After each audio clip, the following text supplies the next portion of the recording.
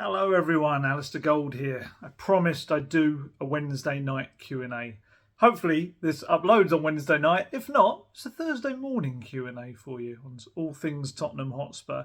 Going to do a little bit of housekeeping first, just tidy up some little bits and pieces that have happened in the last couple of days. Not least, this afternoon we got the Independent Commission's report into the red card and subsequent fine for Antonio Conte and ban for Thomas Tuchel and fine.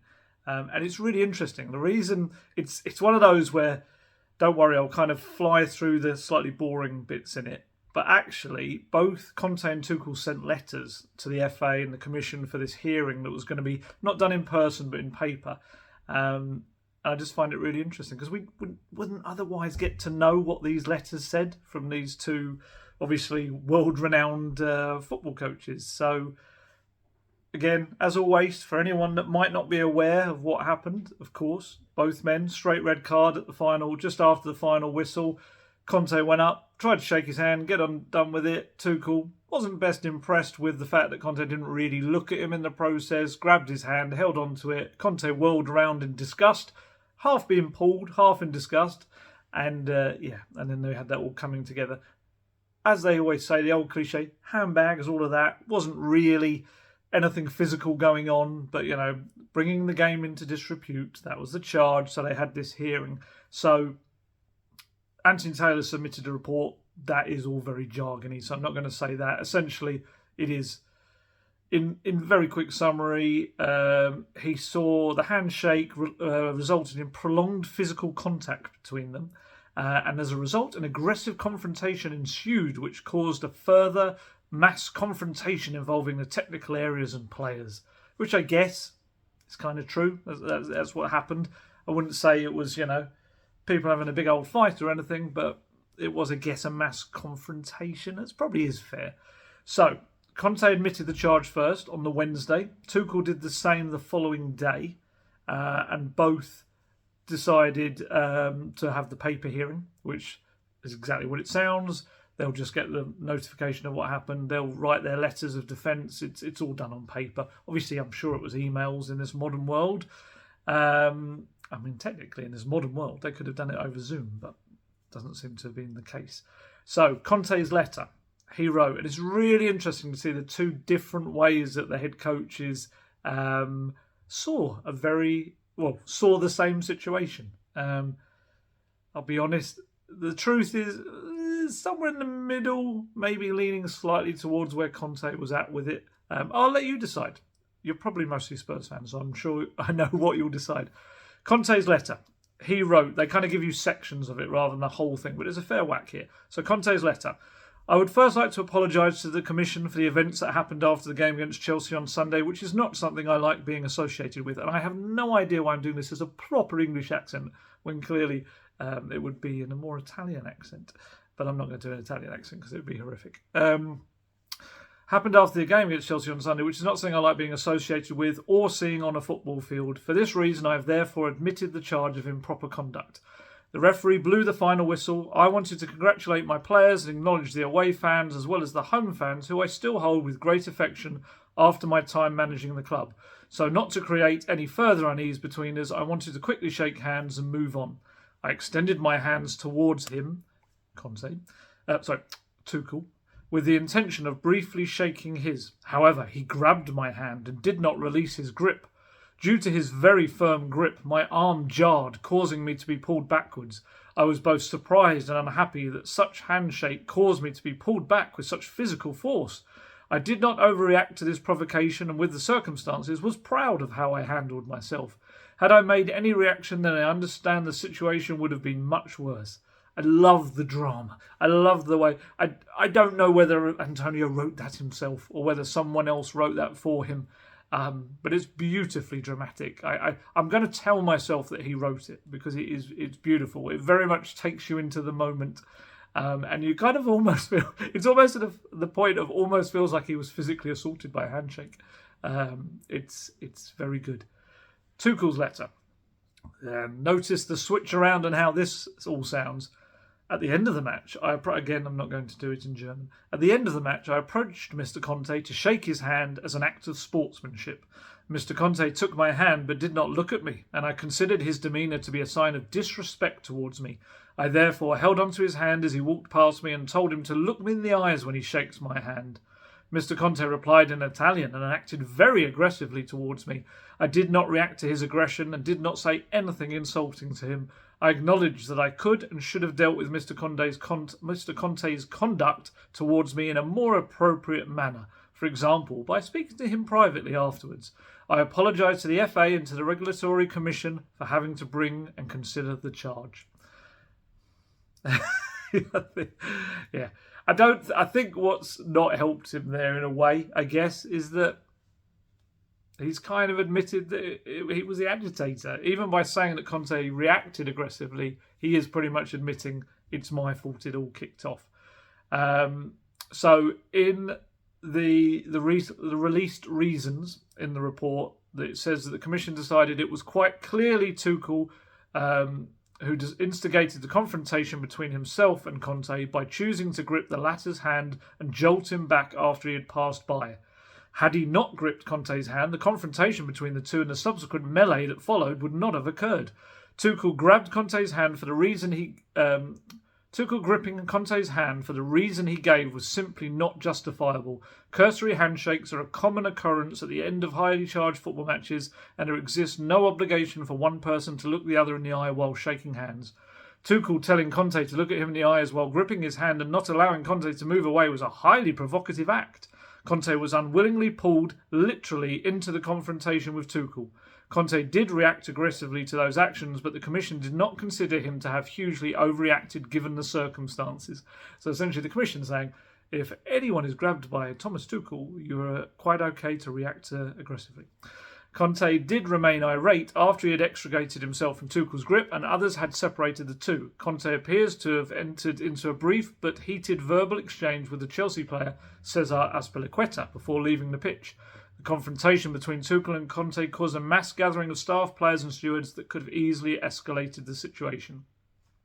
Further down, cutting out loads of boring stuff, the report says, while certain aspects of Conte's behaviour could be considered as being improper, indeed he admitted as much, the Commission considered Tuchel to be largely culpable for the incident and unanimously felt that this ought to be clearly and definitively reflected in the level of sanction imposed on them. Both made written apologies and admitted the charges. Conte had one admitted charge in his previous 5-year disciplinary record, but this was nearly 5 years ago, back in November 2017. So, as you know, Conte was fined £15,000, Tuchel £35,000 along with a one-game touchline ban. The report concluded the Commission felt that the above sanctions reflected the seriousness of the behaviour of both Thomas Tuchel and Antonio Conte during the incident, but also reflected that the former was significantly more culpable than the latter in respect to causation. So there you go. A hearing, all of that, just to tell you, yeah, Thomas Tuchel was the agitator and did kind of, make it all kind of happen, I guess, is what they're saying. So that's why he got the ban and Conte didn't. So, that was interesting when that all dropped. It's always fascinating. There's a lot of pages to sift through, and trust me, some of you may have been bored by that, but trust me, had you looked at all of the pages I have to sift through and the legal talk, the report talk, that was the good stuff.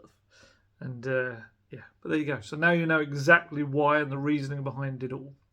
And that is why Antonio Conte was on the touchline. Although Tuchel's ban was suspended, wasn't it? I'm not entirely sure whether that's now going to get caught up in, because he's also got the Anthony Taylor comment stuff that's been investigated as well, the referee. I must admit, I haven't really been following exactly when that ban's going to be carried out. So, other points of interest before I leap into the Q&A. Japhet Tanganga, Nottingham Forest want him, but his first choice is AC Milan. Spurs and AC Milan have had quite advanced talks over him. Still a stumbling block with them has always been AC Milan are willing to put an option in to buy Tanganga, but Spurs, from what I'm told, want an obligation in there to buy him for €25 million, which is around, was it £21 million, 21.5 around there, maybe closer to 21 million. Which in one respect, it's quite sad because it does show they're kind of giving up on him. On the other hand, it's quite big money, so they would be doing very well out of an academy product. And also with poor old Jaffet, it's just been injuries. Every time I feel like he's got a run of games, he's got injuries. Then he's come back in when he's been a bit out of rhythm and he hasn't maybe looked too great. But, Conte used him a fair bit. He did. And Nuno was using him towards the start of the season as well. And obviously Mourinho gave him his Premier League debut. Poch had used him as well. So we'll see what happens with that, whether Milan are able to strike a deal, because like I say, that's where Jaffet wants to go if he has to leave the club. And if not, maybe Forest make a better deal. Nottingham Forest, who appeared to be signing every single player possible. They have to have had the biggest amount of turnover of new players coming in. They must have done. So that's Jaffet. We'll see what happens with him. Obviously, you'll have seen what's happened with Tomori there, who's done very well. Just signed a new contract extension with Milan as well. And yeah, it's just a question now whether which of the two clubs, I guess, relents and which one, whether we end up seeing it's an option or whether we end up seeing it as an obligation. We'll see who blinks first. Bryan Gil obviously looks like we're probably going to see a loan to Valencia. Obviously, they're desperate to take him back again for another loan. Bryan Gil, understandably, wants to play regular football. I'm a bit sad about it all, I'll be honest. I do think Bryan Gil's going to be a big talent. For everything, I'm speaking to people about Bryan Gil, even this week, and as I always have about various players. And with Bryan Gil, the same thing I keep hearing is that he's a really skillful player, very intelligent, really good at taking on tactical stuff as well in sessions, works incredibly hard, a good character in the squad. When I say worked hard as well, honestly, out in Korea, he was one of the fittest. When I had to do the pitch-long runs at the end of like an almost 2-hour session, he was right in the leading bunch. He was very, very, very fit. But the big problem with him is he's just quite... how do I put it? I don't want to say frail because that makes him sound like a little old man, but he physically, of course, has to continue to bulk up for the Premier League. He's admitted that himself, that during the Nuno days, the sports science staff were telling him he had to put on more kilograms. He had to, because he was just going to get bounced around in the Premier League. Because I've seen some people say, "Oh, but you have short players. It's not all about height," and that is quite right. But often you'll see those shorter players.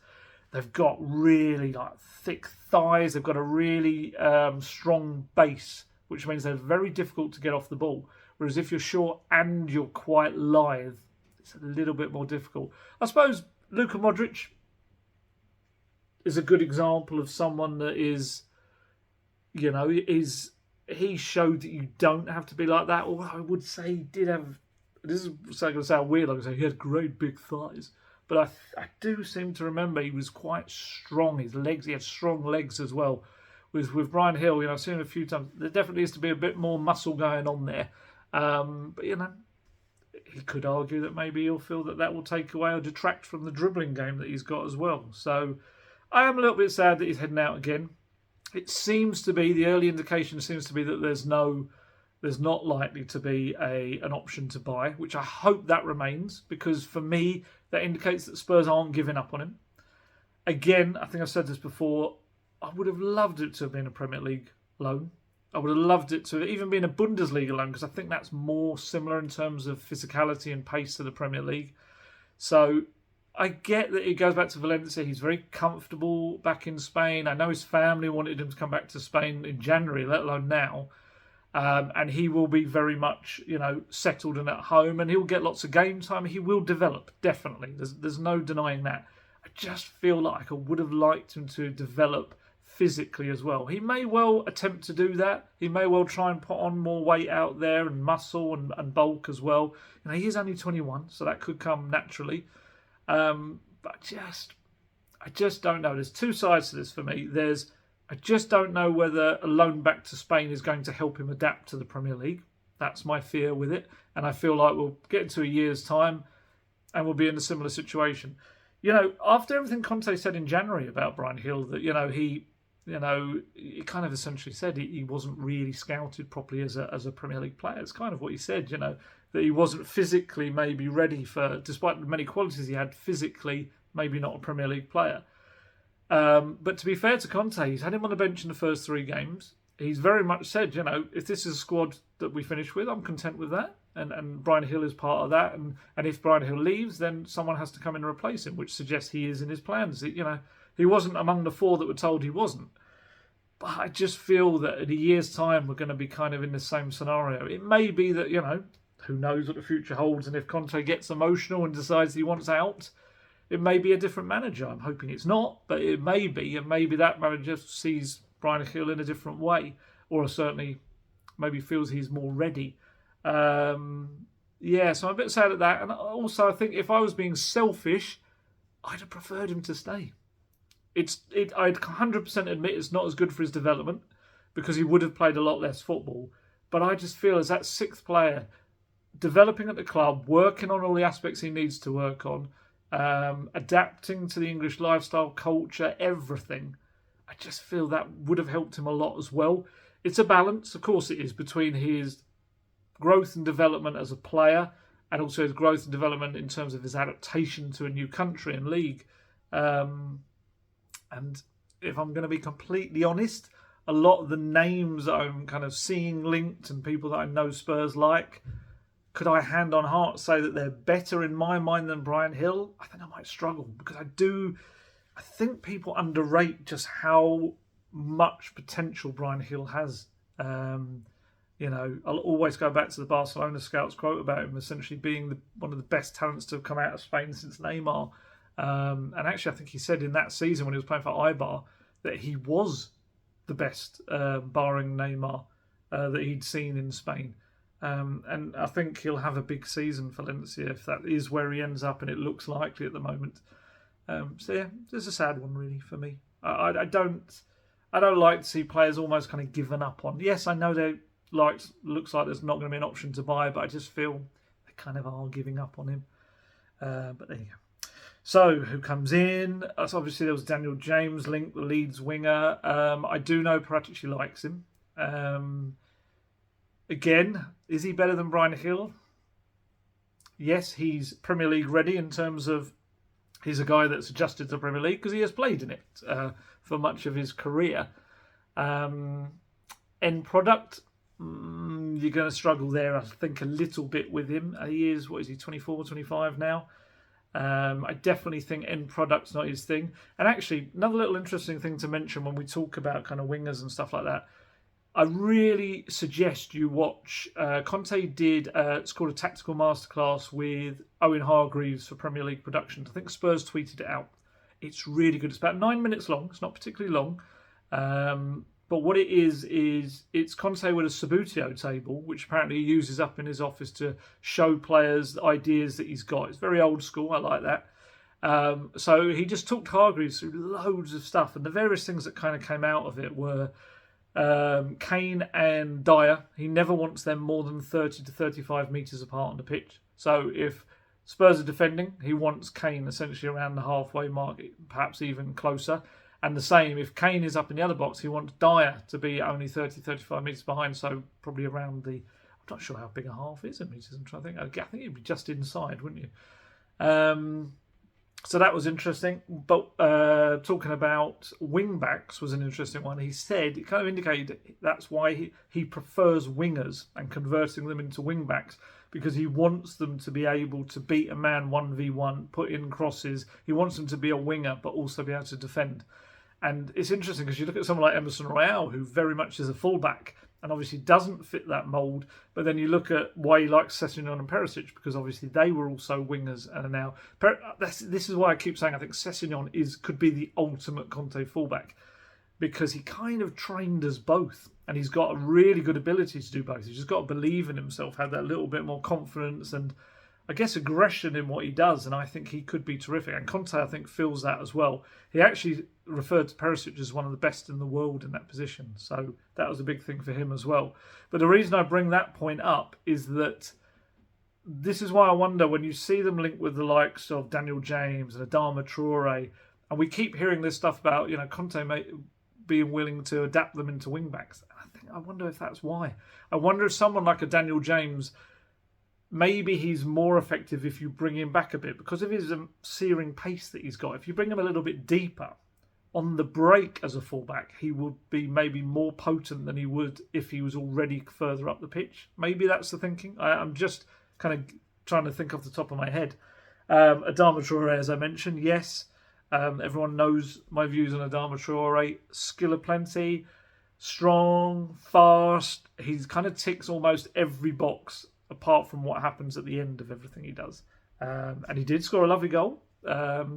He had a swing and a hit, and it was a very nice volley into the top corner in the Carabao Cup. Was it yesterday?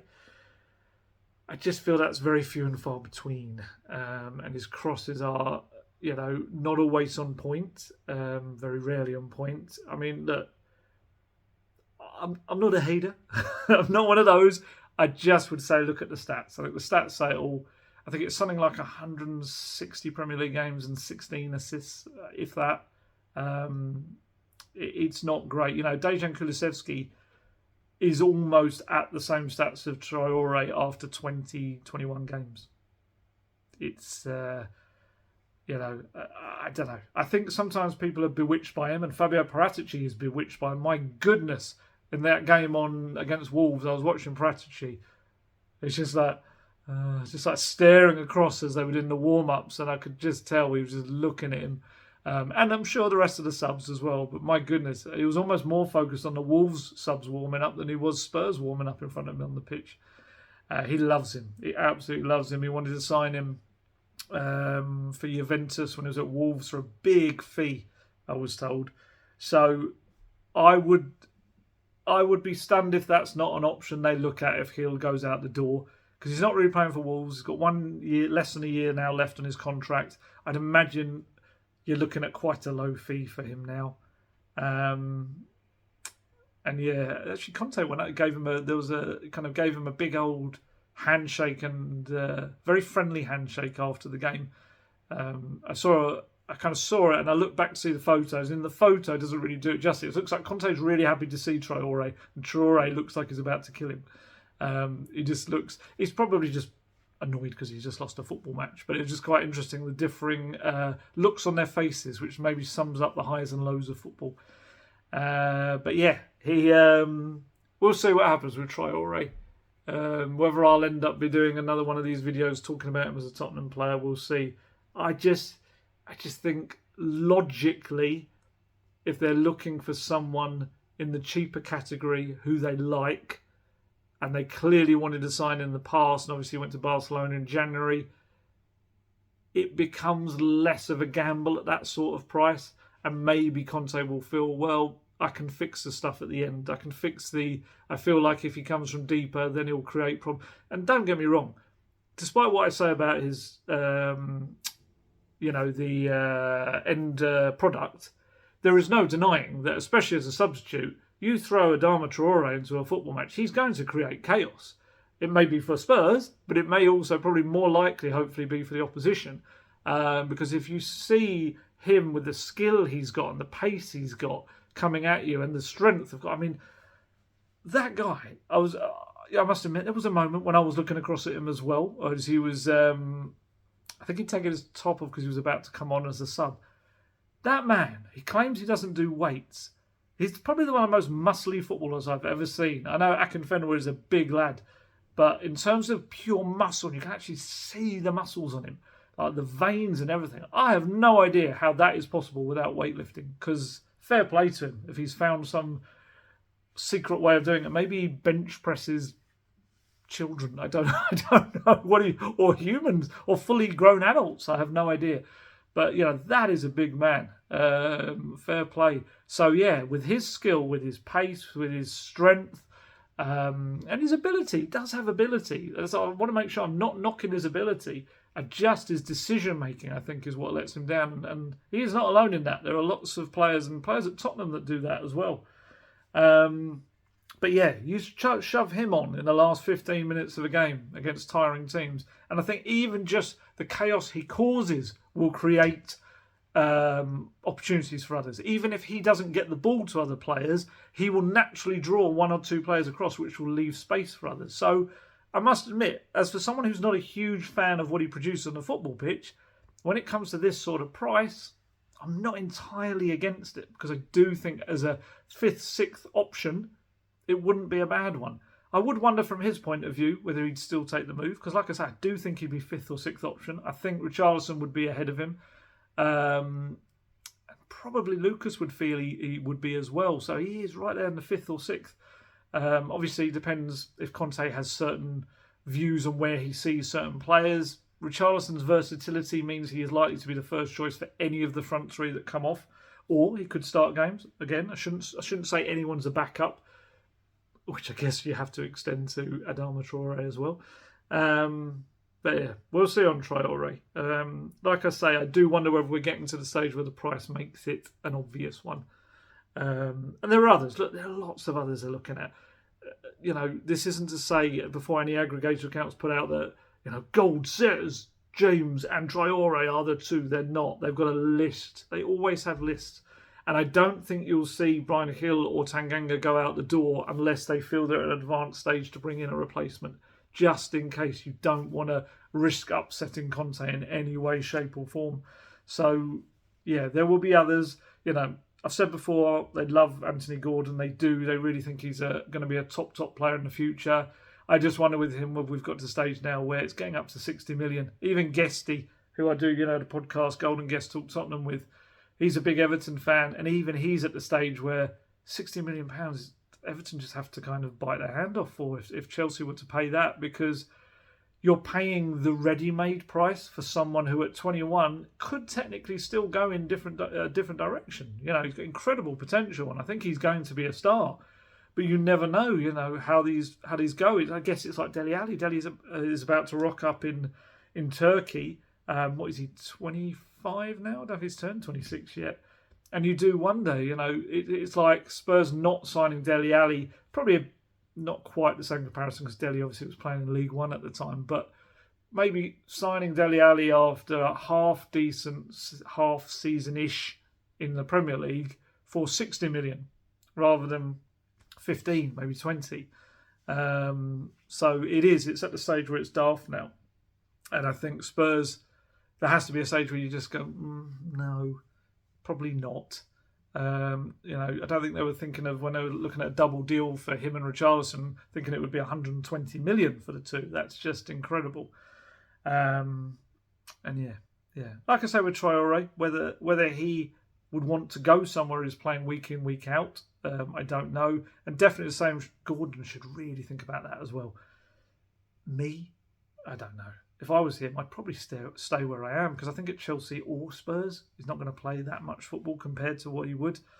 There will be others. You'll see linked in the last few days. There will be players in Italy, no doubt, that Conte has eyed up, and Paratici has eyed up, and Conte is well aware of. It's going to be a fun last 7-8 days or so. Harry Kane, I was just going to say, it was told this week, Spurs still haven't offered him a new contract yet. I get the impression that's probably going to happen when the window closes. Get all that sorted. Know what your wage bill looks like as well. Know who is likely to head out as well permanently. It's gonna happen, as in Spurs will offer a deal. Of course they will. Harry Kane's only got 2 years left, and he is quickly becoming a legend of the club. And he is, Conte said, their best player. So that happens. The contract will be offered, and like I've said in the past, Kane is happy to have talk about it. He's very happy right now, enjoying life under Conte. So you'd think they'd be able to come to an agreement. Hopefully that will happen sooner rather than later. But like I say, hasn't been offered yet. So let's see how that goes when the window closes. Right, so let's leap over to the Q&A. Right, Boo Daddy Boo, good username there, asks, do you think that the insipid first halves are to do with the weather? It means that the other team becomes spent attacking in the first half. Could it be a rope-a-dope? So if anyone doesn't like their boxing, rope-a-dope, of course, is Muhammad Ali, what he did to George Foreman in the Rumble in the Jungle. Famously looked like he was completely knackered for most of the fight, and then suddenly burst to life off the ropes and took Foreman down because Foreman had punched himself out, essentially. I don't think it's that. It just got me to talk about Muhammad Ali, who I love. I've read so many books on Muhammad Ali. I don't think it is. I think it is just Spurs just losing their way a bit, having 10 minutes of kind of pressure at the start of matches, showing intensity, and just for some reason losing their aggression and becoming a little bit passive. And Conte, the way he talks, doesn't suggest that he wants that to be happening in any way at all. So, I don't think so. It's a great idea, great, suggestion, but I don't think so. Jonathan Sharp asks, you mentioned in some of your other videos that Simon Davies has been brought in to bridge the gap between the first team and the under-21s. Not the Simon Davies who used to play for Spurs. Another one used to be Vincent Kompany's assistant in Belgium and Anderlecht, wasn't it? And also used to work for Man City as well. So Jonathan asks, does this bridging the gap extend to the under-21s being coached to Conte's methods? For example, would the under-21s start playing the same formation as the first team to help with the steps Conte's squad if they were selected? It's really interesting to say that, because in the last few academy games I've been to, including the one against Everton the other night, I've put the same question to kind of people in the club as well. It's like, they're not playing with a back three. Why don't they play the same way so that it's easier for the players to then step into Conte's system if they have to? I didn't really get a great answer. I think perhaps there's an element of maybe, and this is me speculating, not what people said, I just wonder whether there's an element of perhaps Conte being seen as a short-term manager. So do you change up the whole philosophy of the academy for a formation? I think the Spurs Academy has always been based on ball-playing players with kind of pressing intensity, high energy, high fitness. So I don't think that deviates too much from what Conte wants anyway. It just is the formation. And I'm just pretty sure that in the Poch days, they used to play the same formation. So it was easier for them. I'm sure they did, which then makes it easier. I mean, I'm sure at all academy levels, they teach them to be flexible anyway and adapt to whatever the tactical scenario that they're put into. And Wayne Burnett, the under-21s coach, was under-23s. It's now an under-21s category to bring it in line with European ones. He's a very good coach, very highly respected, very good. I think people sometimes get a bit hung up on results when it comes to that level. It's not about results, because don't forget the under-21s, they can sometimes be a team full of older players because there's too many in the squad, as in the players up to the 21s. Sometimes it can be, Spurs have had this a lot. Sometimes it's 17-year-olds, 18-year-olds, because a lot of the other players have moved out on loan. And the manager in that level has to kind of essentially just manage the players, really. That's what it's about, develop them. And you're going to know that sometimes during games you're going to be playing against a team of 20, 21-year-olds with a bunch of 17, 18-year-olds. And they're further along in their development, so you know results-wise it might not go for you, but it is about improving the players in your team. It's a very interesting role. It really is. And this is why the likes of, Chris Powell's in there as well, of course. Dean Rastrick, the academy manager, is very good at knitting it all together, and Simon Davies now coming in there as well.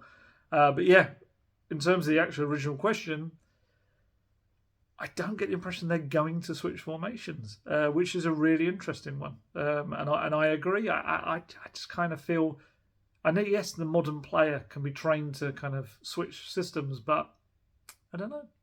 I think they should. I'm totally on your side there. Alex Stilianu asks, is there any interest in Trossard, Premier League proven, good age, 27, 1 year left in his contract, also played wing back at times. I haven't heard his name, but I agree. I don't think he'd be the worst signing in the world at all. He always seems to do well whenever I see him play. Just wonder whether Brighton would let him go at that point. Yes, if this contract situation is that, then perhaps. But yeah, I haven't heard too much. I don't know whether wing back particularly is a position that Spurs really. This, despite me saying about wingers and being able to play at wing back, I just think that Spurs have got so many options now in that role. They've got about 4 or 5 that can play on the right. They've got 2 or 3 that can play on the left, if you include Lucas, because he can play on the left as well. Probably Kulusevski could play on the left as well. So I don't know whether they really need another one. What else we got here? Anthony Gonzalez asks, what would you give out of 10 for Spurs transfers this summer? for the transfers at this point. If the squad were to remain as it is and there's no more outs, well, no, I changed that. If they say the outs were Winks and Reguilon to head out the door, I would say it's an 8, I'd say.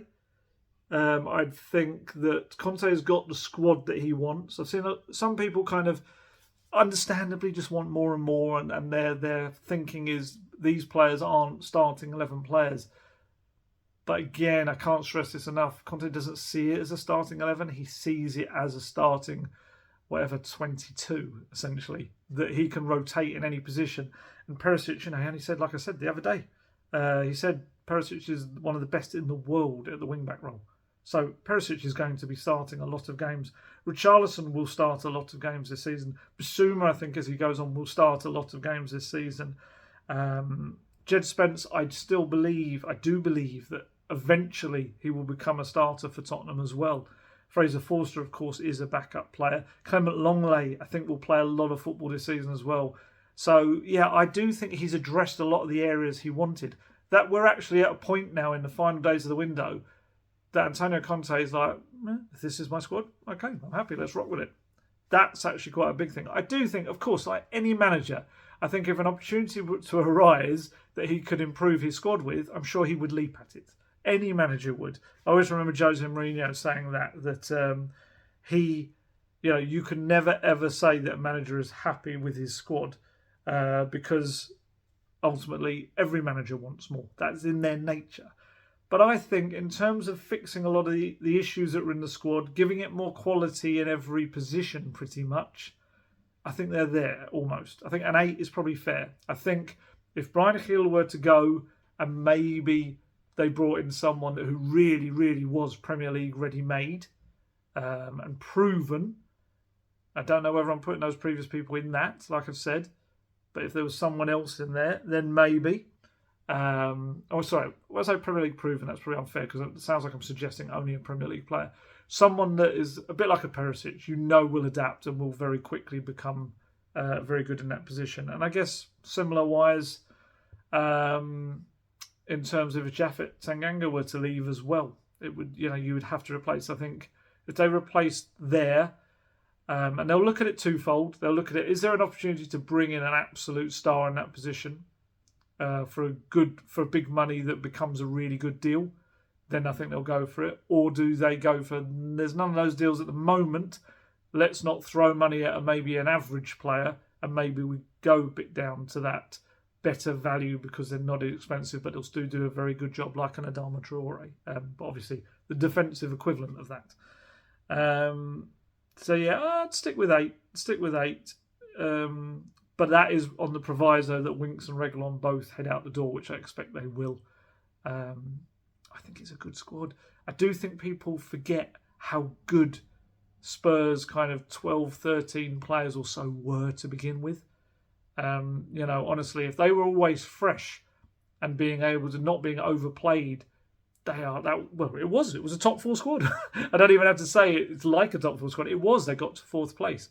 And I think with the quality they've added to it, the entire squad now is a movable beast. It's something that you can constantly rotate and change. Yeah, I'm going to go with 8. I'm sure lots of people that want exciting, sexy transfers will completely disagree with that. But I think it's a good transfer window so far. I think it could be that little bit better, of course, as they all were. But I'll go with an 8, I'd say. What else we got?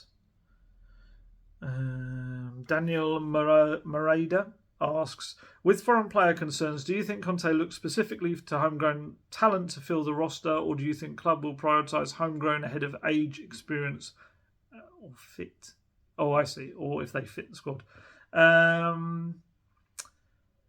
I think if they're going to have it, like I say, I think they're going to have a decision to make on Bryan Gil and Sarr in terms of if Bryan Gil leaves, then either Sarr or his replacement, if they're foreign, would have to be left out of the Champions League squad. It may be they'd loan out Sarr if that were the case. So, no, I think you could probably get away with it. I think there is a scenario where you could sign another foreign player in that aspect. I think the problem would come with Jaffet. I think if you replace Jaffet with a foreign player, maybe you're in a different scenario. You know, I don't know, maybe you look at someone like, I'm trying to think of some good kind of homegrown players there that are out there. The Wolves chap, whose name's gone completely out of my head. Max Kilman, that's it. Wonder whether you look at someone like him. If Jaffet goes out the door, I don't know. It does. Do you look for that kind of more homegrown type who, I don't know if it'd cost lots of money. I've got a feeling I kind of looked him up early in the window just because he was one that I caught my eye. Let me see, I might actually be able to get his contract up right next to me here. Yes. Okay, he's got a long contract. He's up till 2026 with a further year. So yeah, maybe that was, and you know, there are plenty out there. There really are. I was trying to think. There was another one that's, you know, it's really annoying when they're out of your brain completely. But yeah, I think with Tanganga, I think that would create a problem if you brought in another foreign player. Just trying to think off the top of my head if there's available homegrown centre back. That's the biggest problem. It's available, and also you're selling a role that isn't a position where you're going to get a lot of people in there. You know, obviously I know they like Zabani, who's a very good player, but do you then have a problem about registering him? Does that, you know, Ilya Zabani, does that become an issue? It's a tough one. It's a tough one. The homegrown thing, I don't think people can kind of understand quite how much of a havoc it can play in your transfer plans and who you let go and then who you bring in. It is a real pain in the backside. But like I say, if you let Gil go, you're okay if you're bringing a foreign player because you've got to make a decision on Sarr, and probably then Sarr goes on loan. But if you let Tanganga go, then maybe you have to look homegrown. Maybe. Unless, I'm trying to think of some other way around it. Unless you just leave someone out of the Champions League squad. It's a tough one. It is a tough one. Excuse me. I can feel my voice is starting to go already. David Grove asks, I read somewhere recently that Tottenham are planning to increase the capacity of the stadium. Do you know if it's true? If so, have you any details? I haven't heard that, but I wouldn't doubt it in terms of, I'm sure Spurs are always looking to increase capacity where they are. They're always looking to add little seats in where they can, as long as it's, you know, not a rubbish view or anything like that, as long as it doesn't detract from the experience for anyone. But ultimately, clubs want to make more money. So I'm sure they will. And it is a stadium that I'm sure there'll be ways to continue to increase that in the future as well. Just a massive shout out again to the fans at the weekend that rocked up almost 62,000 despite the train strikes that got there. You know, it is pretty much every game is selling out, isn't it? Yeah, it is. Right, what else we got?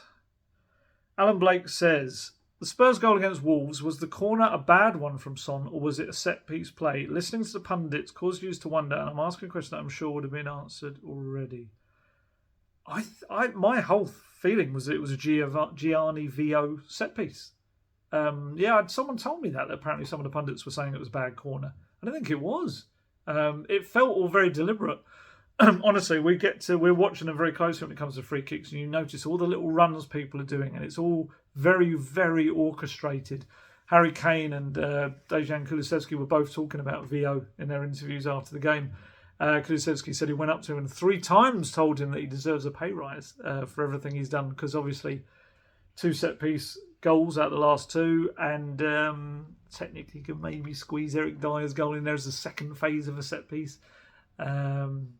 And Kane said, you know, they're doing a lot of practice, normally a couple of days before the game. I know in Korea they were practicing them on the day of the matches, on the friendlies.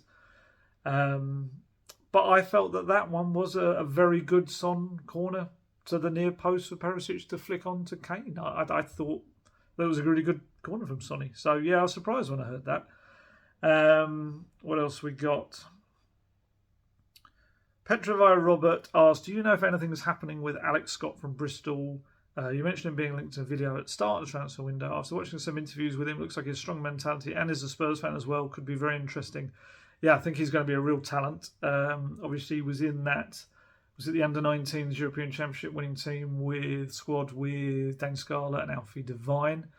Dane Scarlett last night getting lots more praise from Danny Cowley. Said he was unplayable in the first half. So really going on well there. Just needs that first goal. I think Cowley said that Danny Cowley said if he gets that first goal, he thinks he will score. As soon as he does, he's going to score a lot of goals at this level. So that was good. But in terms of Alex Scott, certainly is a player that Spurs like. And like I say, homegrown, they do need them. I just wonder whether there's space for him at the moment, whether if there is a decision to make a late move for him, it becomes a loan somewhere move. But certainly he is a player they've been keeping an eye on.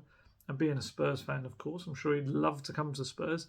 And yeah, someone else told me, I haven't watched interviews, but someone else told me he's very, very mature in the way he does his interviews. So maybe one to keep an eye on. But I honestly don't know whether that will be one that suddenly rears its head in the remainder of the window. But I don't think it'll be a bad deal at all. I think a lot of people tipping him for big things. Let's have a look. Conor McGowan asks, what are your thoughts on keeping Emerson and playing him as a right centre-back? I know Sanchez is better at the right centre-back position, but this could provide cover at centre-back without buying a new player.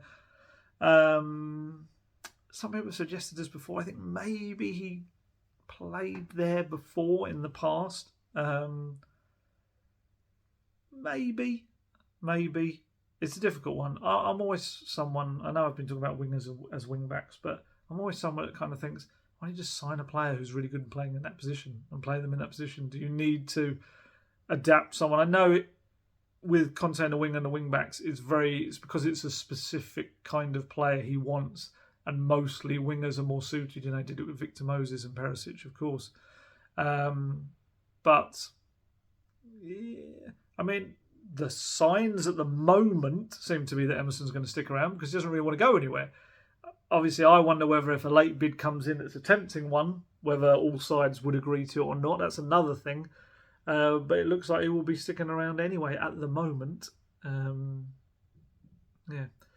I'm really intrigued to see how that right wing back slot shapes up.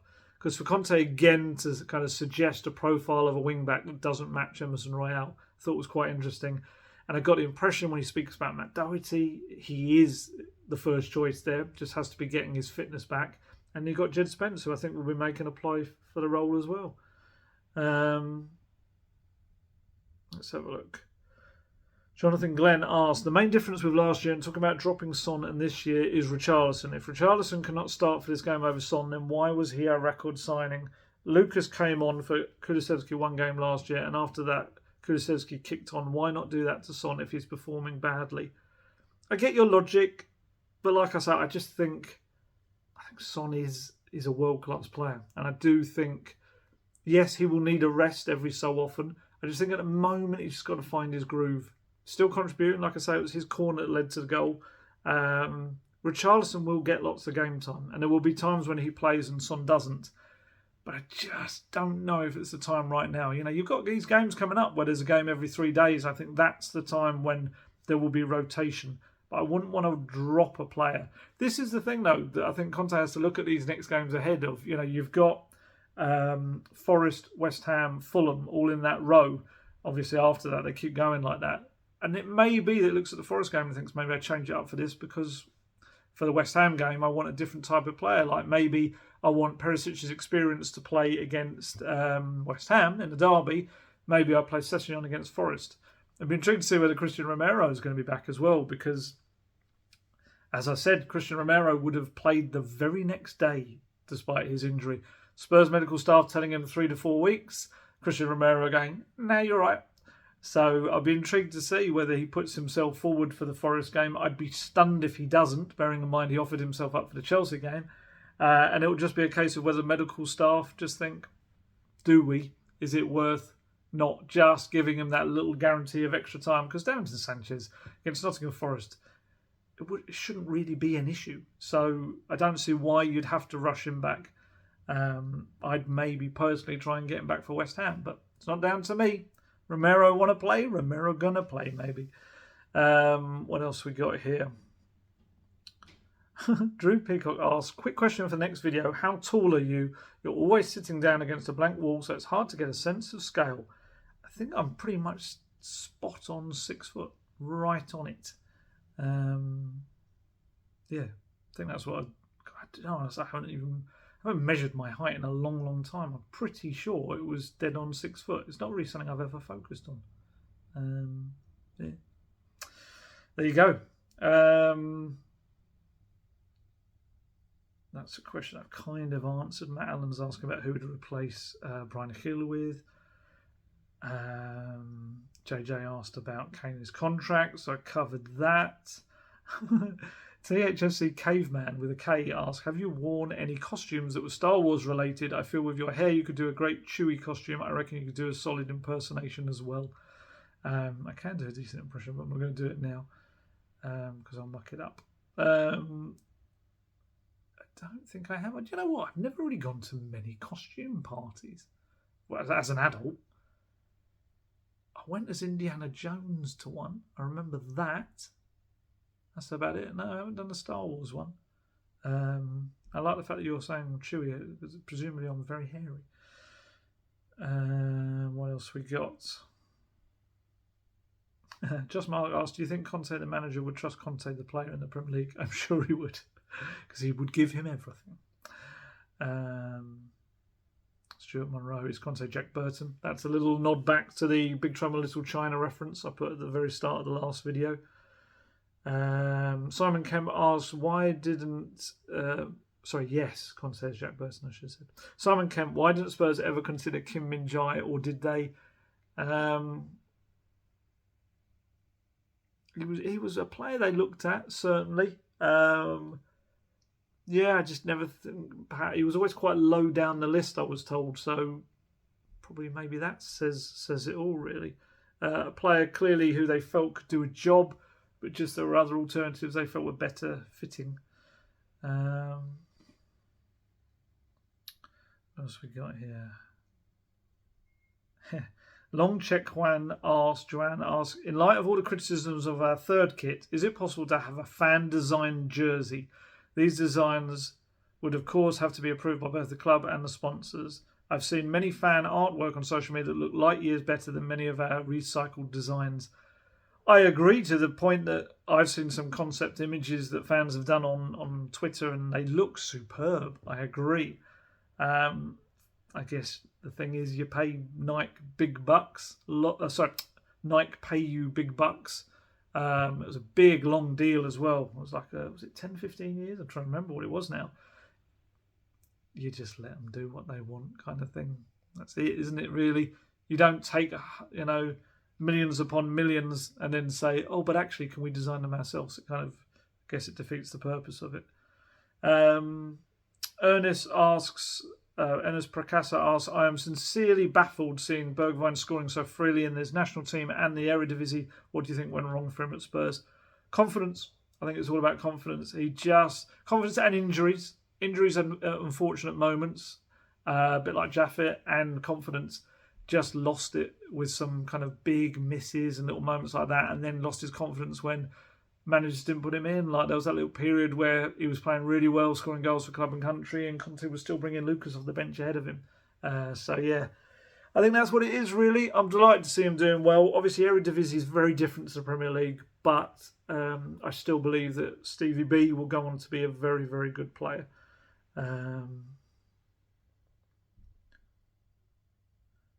Everett Reese asks, as a Spurs fan in the US, Leeds United is becoming my second club. I want to see them excel in the league, except when they play Spurs, of course. What's the perception within the UK of the Americans, the managers and players at Leeds?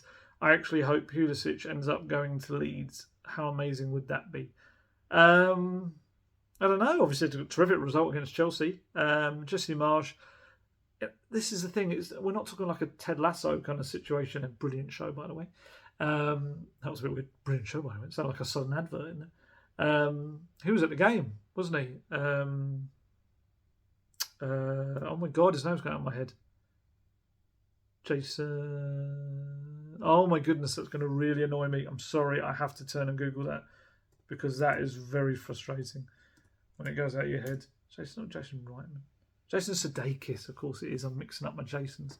Jason Sudeikis. He was at the game. Everyone had the photos of Ronaldo, and he was a couple of rows down, the original Ronaldo. Jesse Marsh's got a kind of a history behind him of being a very good coach. So yeah, it shouldn't be a shock. I'd hope that we're not in that phase. I know the Ted Lasso thing is maybe makes it look like there still is, but I'd hope we're past the point where we kind of think that Americans are coming into this, kind of naively or anything. I think there's a lot of good American players out there and American coaches as well. It's such an emerging game over there. It's only getting stronger and stronger, and MLS football is getting stronger and stronger. So, I still believe in, 10, 15 years' time, I think we'll be looking at that as a very, very good league. I think it's just going to keep on growing. Let's have a look what else we got here.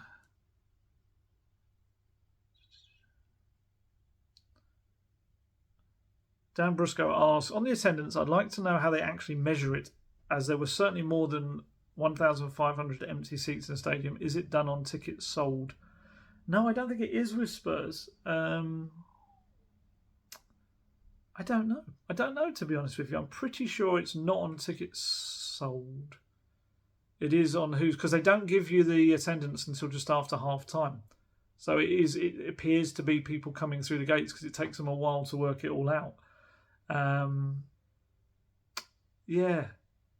mean, there's certain times when obviously a gap between the away fans and the home fan, they've got to do certain less seats available then, so that accounts for more.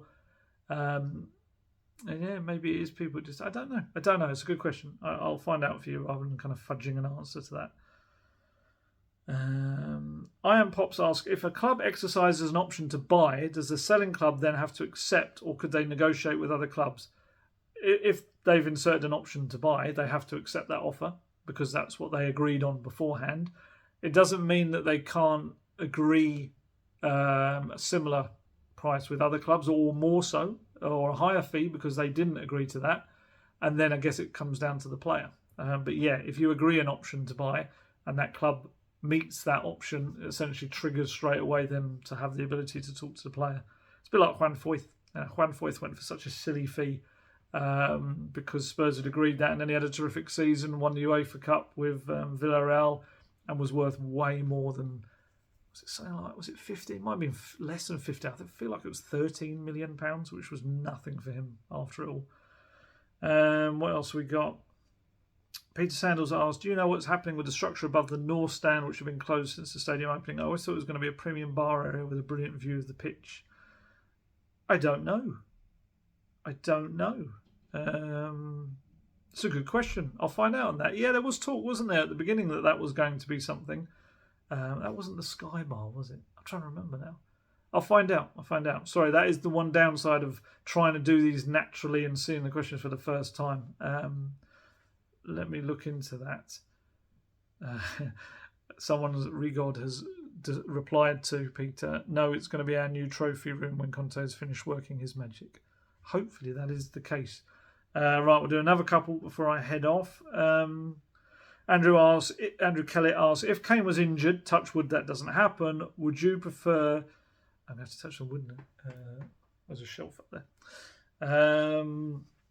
Let's have a look. Sorry, I'm thinking of the question before I've actually finished reading it. If Kane was injured, touch wood that doesn't happen, what would you prefer Conte to do? Move Son into striker role or start Richarlison? Son has always been very good there. Spurs have always kind of managed to get away with it when Kane's been away because of Son making up for it. But I kind of feel that he doesn't need to now. I think you could keep Son in his more natural position because I think Richarlison is probably slightly more used to playing with his back to goal a little bit. He's been doing that for Everton. So yeah, I think Richarlison will probably start there with Son able to stick in his natural position.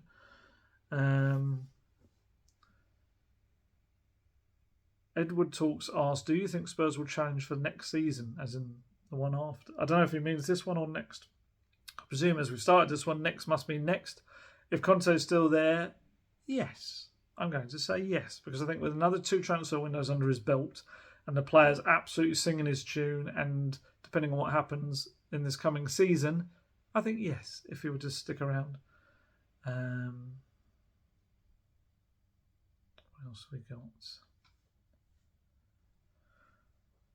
P_SG asks, Højbjerg, Bentancur, Skip Basuma, where's the creativity? Need a creative midfielder desperately. Kane is acting as a creative midfielder. He may like it, but his job is leading the front line and scoring more goals. I think I said this before. I just feel like in Conte's system, it's more about the width. The width is where the creativity comes from, because you've got wide men, the wing backs. You've also got the two number 10s he plays behind the striker, who can also then go out wide. I don't think his system relies that much on a creative player. I think if he's playing a 3-5-2, then it's a little bit different. But in a 3-4-3, I don't think there's as much need for it. I just think at the moment we're not seeing the wing-backs do exactly what he wants them to do. And once that happens, and obviously Son and Kulusevski being on top form, I think you'll see lots of creativity with Kane dovetailing among all of it. What else we got?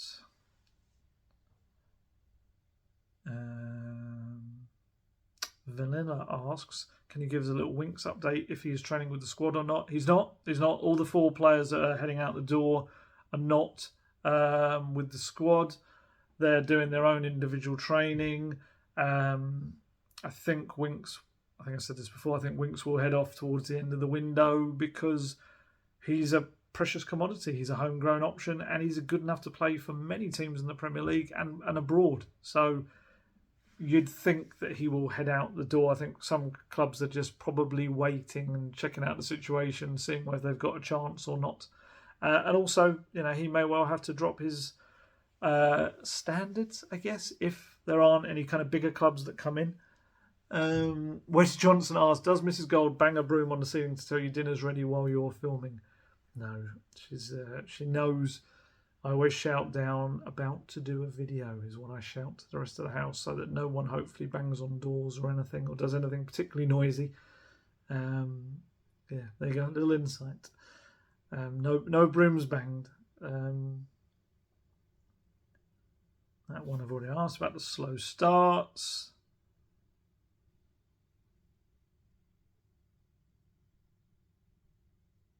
James Riddett asks, why did football journos and pundits suddenly start calling Andy Cole Andrew towards the end of his career? Did he request it?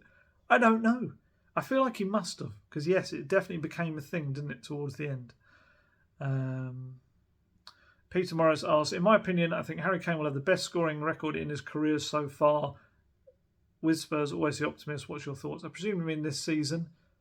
There's a possibility. He's got 2 and 3 already. 7 in 7 in his last, if you include the pre-season games.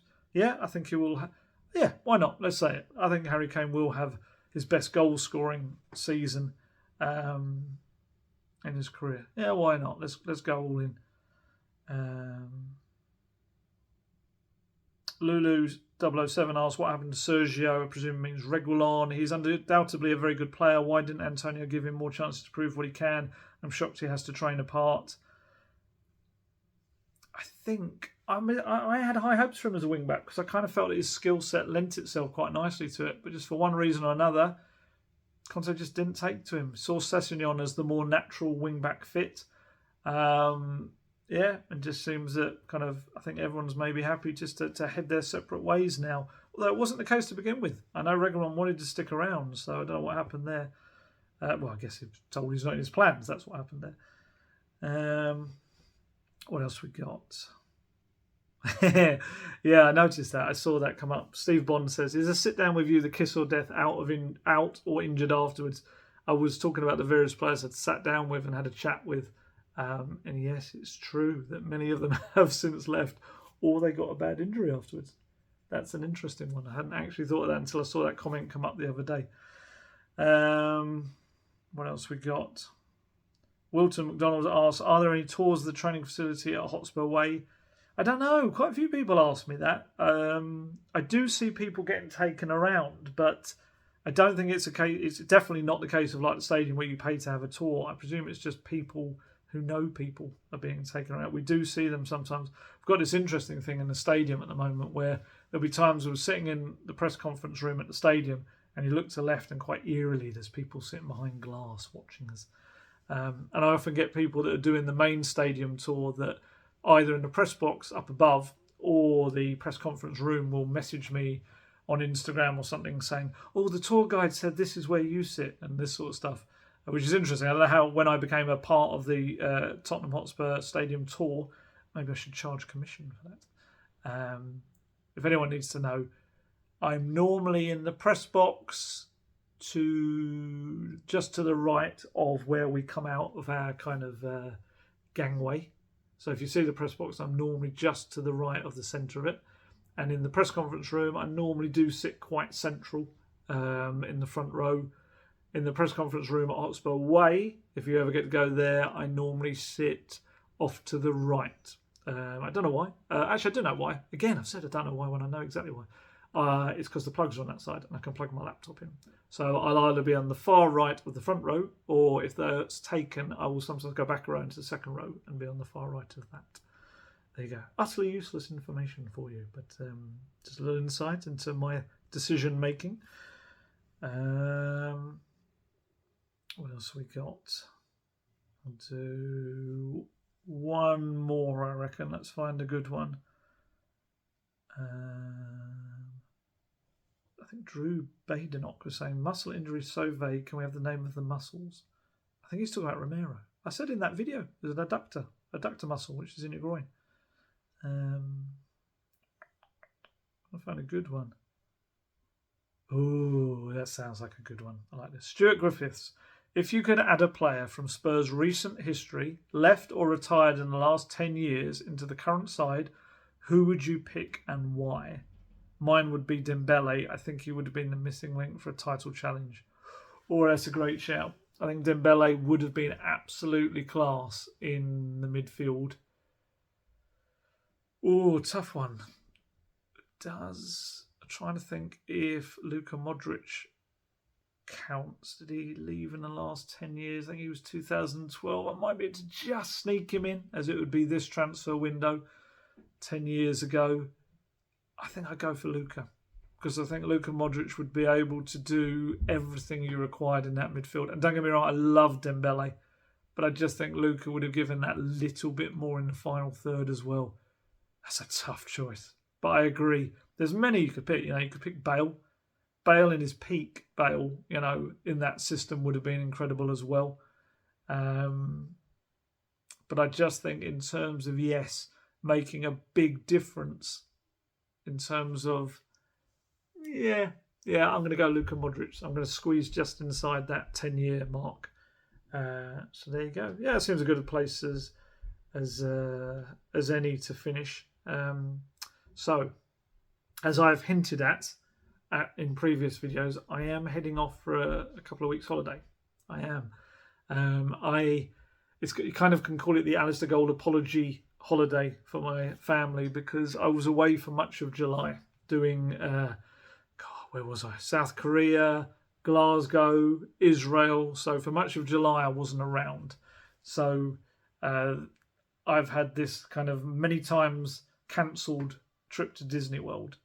Cancelled because of the pandemic. I think we've had about 4 or 5 times attempts to get this holiday happening. It's finally happened. So this is acting as my apology tour to the family for not being around much in July. And it does mean, for those who believe in the idea that things happen when I'm away, it means I'm going to miss the last week of the transfer window. So, as I say, booked a long time ago. So, yeah. Who knows? Who knows? Could there be a little twist? Could there be someone that a big opportunity that arises and people will able to say, Alistair is away, there you go, it happened. There certainly will be transfers happening, because obviously they want Reguilon and Winks out as well. And don't worry, if anyone's worrying about Indy, my oldest daughter unfortunately can't come because of the many times cancelled aspect of the holiday. She hasn't been able to get out of work for it, so she's going to be here with her boyfriend, both looking after Indy. So don't worry, Indy's fine. But yeah, so I'm heading off. I am flying off to Orlando. So if you are in any of the, if you happen to be also having a holiday in the Florida area and you spot me, please do say hi. I think it's going to be very hot and thunderstormy. It's not the kind of time we would normally choose to go. We went in the past before, and it was at Christmassy time, or just before Christmas, and it was just the right temperature. Whereas I think it's going to be very warm. But then, hey, my Korea and Israel trips will maybe have prepared me for that. It's just going to be interesting with the thunderstorm element and the rain as well, which may be very welcome. So yeah, I'm going to definitely try to do some travel videos out there. For anyone that likes those, I'm going to try and do maybe 1 or 2 of those for when I get back. I might attempt to try and do some kind of transfer window-y wrap type video if there's any time. Anyone that's been to Disney and Universal and all that before will know it's a full-on holiday. There's not really a lot of time to do stuff. But if there ever is a spare hour or so, and obviously the phone is coming with me, and if there is any time, I will certainly try and do it and have a little chat about what's happened, because I'm sure, even though I'm out there, I will still hear lots of bits and pieces and be told little bits of information, and I will try in some way to pass that on, even if it's just through Guesty. Keep an eye on Rob Guest and his articles. I'll try and give him anything I hear as well. But yeah, I'm heading off now for a couple of weeks. So yeah, all of you look after yourselves. Hopefully I might be a little bit browner when I come back, depending on whether we're ducking in and out of the weather and the thunderstorms. But I do love it. You know, I'm a big movie geek, so I love all of the movie elements that you get with Universal and also in Disney as well. So it's going to be good fun. Like I say, I haven't been there since the kids were very young, so taking them now when they're much older is going to be interesting. There you go. Right, time to head off. I've got some packing to do. As always, stay healthy, stay safe, look after yourselves, and I'll catch you a little bit later. Goodbye.